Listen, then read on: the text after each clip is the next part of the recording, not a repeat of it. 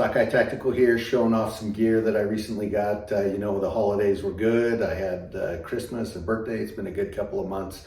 I picked up a few things along the way, got some gifts, got some stuff, and just wanted to show that off, give you my 2 cents on it for whatever it's worth. Let's start off big. So crazy enough, I was at a pawn shop here one day. My kids call it the sketchy pawn shop just because of how it looks, but we like to go in and check out pawn shops, thrift stores all the time. And a lot of times at this particular place, you'll find a lot of Chinese made knives, pretty low quality stuff, but they happen to have 3 or 4 knives that I thought were somewhat decent, made an offer on them, got them for 10, 12 bucks a piece. So that was a good deal. One of them was no biggie. It was just one of those Gerber Bear Gorillas, you know, $15, $20 knives. But they had a couple big Condor fixed blades, and they looked to be in pretty good condition. With the sheath was in good shape, and so was the knife. This one is called the Hudson Bay, big chunky blade. It's coated. It's 1075 high carbon steel. Nice wooden handle there. I really like the knife. It has a good heft, very thick stock. Really a cool looking knife. I took this the other night. My son and his youth group were doing some fire starting to get ready for an overnight camp out this coming weekend up in the snowy mountains. And so we took this to their fire building activity, did some batoning with it. It's a great solid knife for batoning, no issues there. Even worked okay for feather sticking.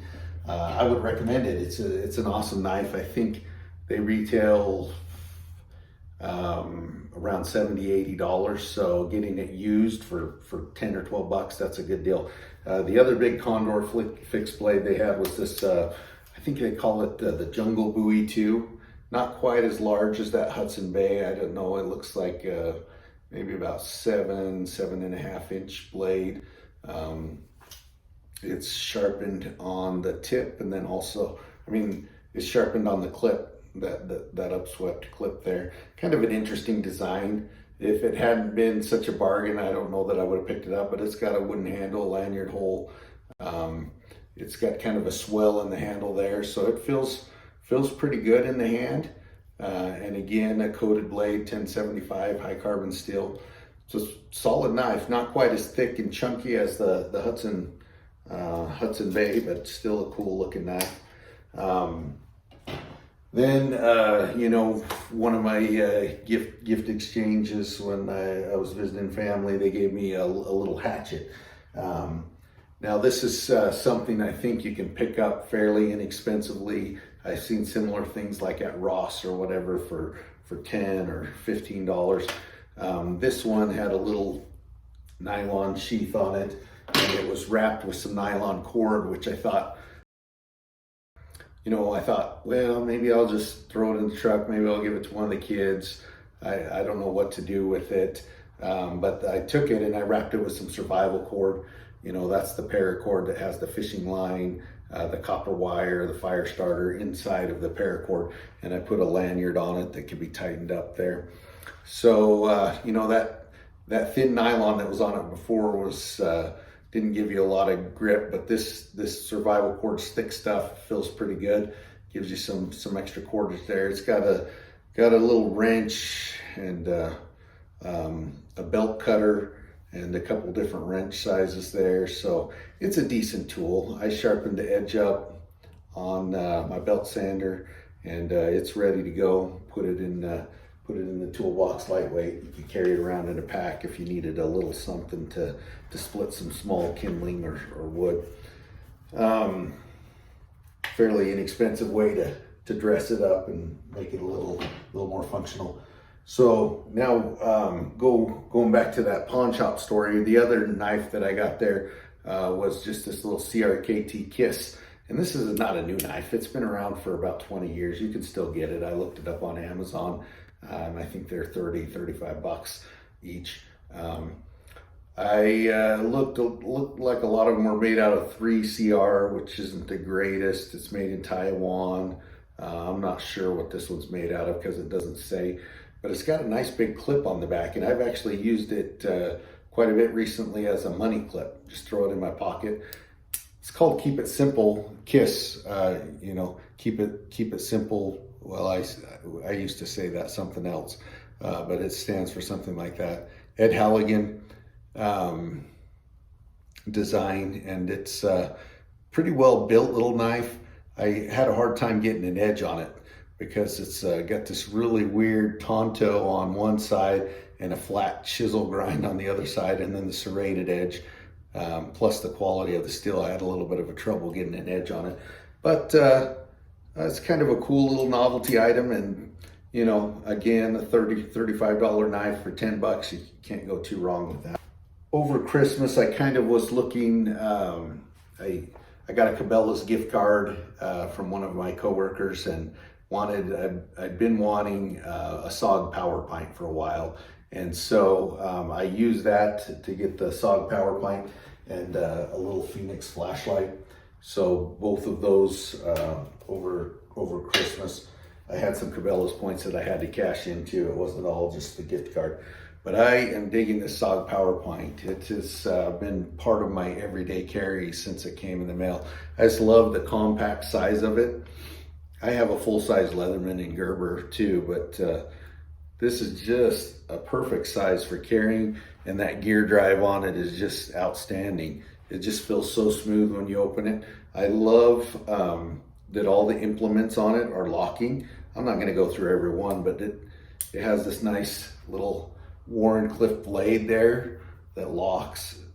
There's a little bit of play in it, but it's just an outstanding knife. And to release the lock, one thing I think, could this be better? Maybe, but for the size, I think it's a good tool. So there's a black plate on the inside that you can push to release it, or rather than opening it up and hitting that plate, you can just open one of the other tools and that releases it. Overall, I just love this thing. It's got screwdrivers and all kind of little serrated blade and all kinds of stuff, scissors, just about everything you could want. I was really impressed with the tool package on this and just the overall functionality and build. It feels good, it feels solid. And I got this little Leatherman pouch I had bought a while back for $20, I think, that I thought my Leatherman would fit in, but it didn't quite fit my full-size Leatherman.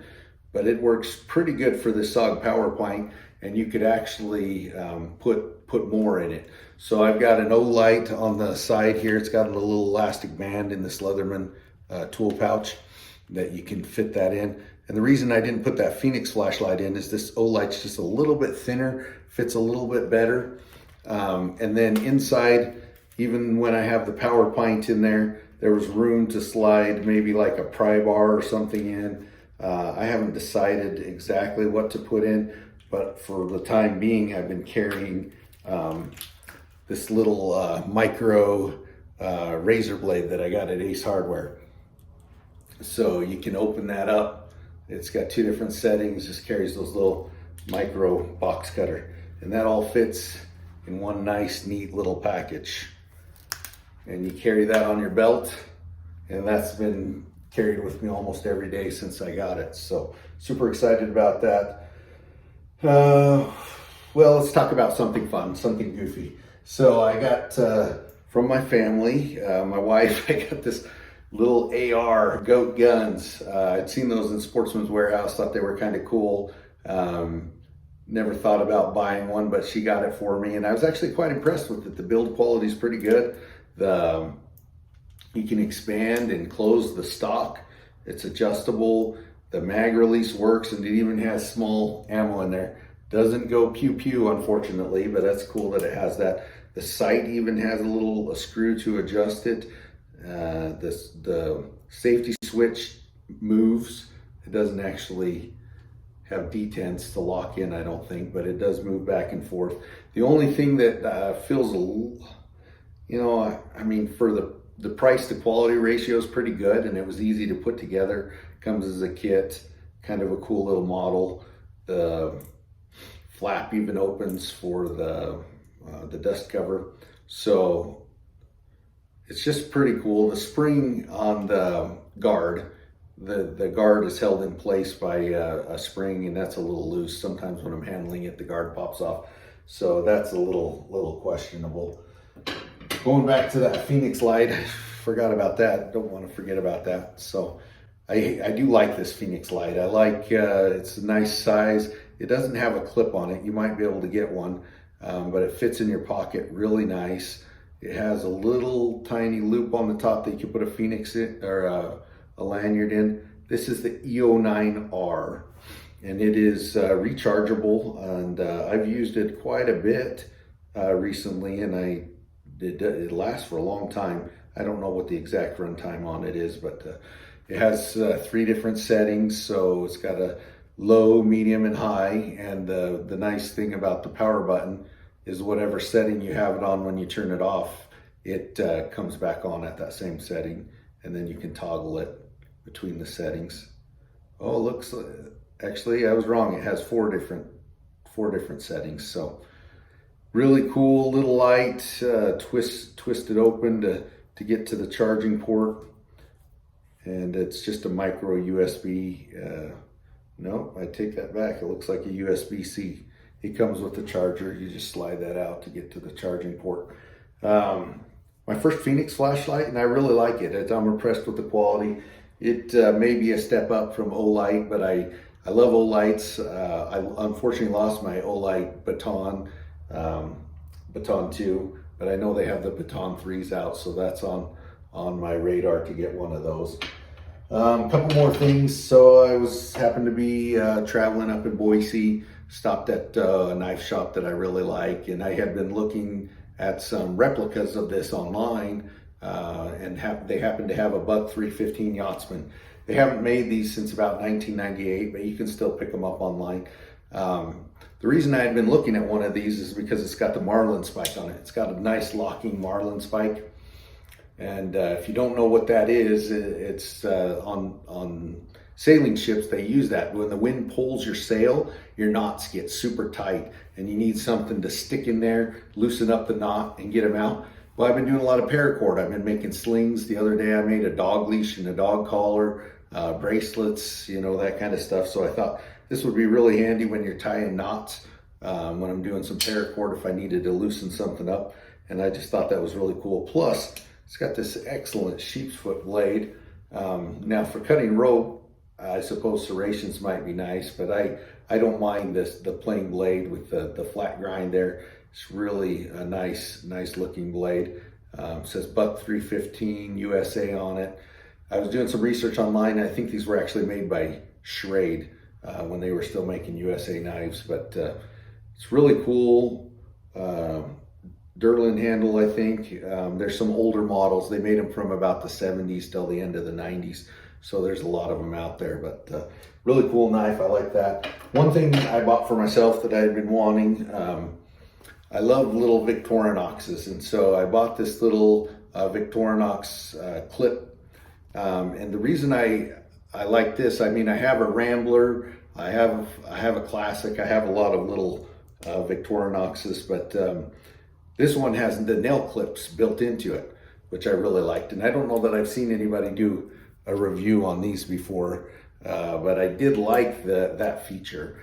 As far as you're looking for something for personal grooming, this is about the best you can get, because it's got nail clippers, it's got scissors. Now, sometimes I use the scissors as my nail clippers, but this has got nail clippers and scissors, so you can use the scissors to trim your beard, trim your threads hanging off your clothes, just cut through anything you need.